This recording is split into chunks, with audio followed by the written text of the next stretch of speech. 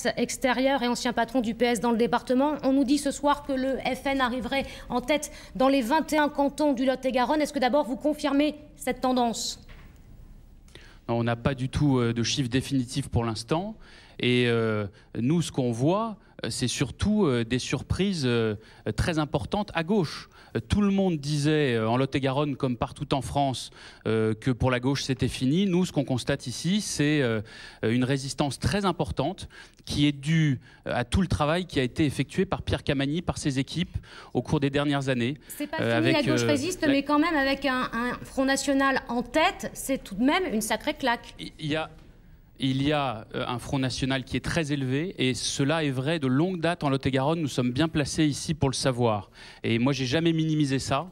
Au contraire, et j'ai toujours considéré qu'il fallait combattre le Front National en allant sur les idées et en expliquant pourquoi l'ensemble de ces propositions conduisait à la ruine les classes populaires et les classes moyennes. La sortie de l'euro, la sortie de la politique agricole commune, la sortie de l'Europe, tout cela serait pour des départements comme le nôtre désastreux, et ce du jour au lendemain.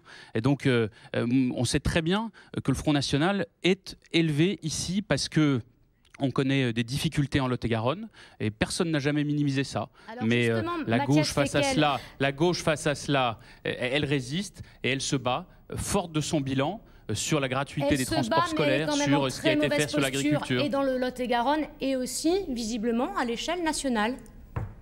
Mais ce n'est pas du tout ce qu'on peut dire ce soir. Je sais que tous les commentateurs disent ça depuis des mois et des mois. Ce qui est vrai ici, c'est que maintenant, il y aura certainement beaucoup de triangulaires et beaucoup aussi de face à face, dans lesquels c'est projet contre projet.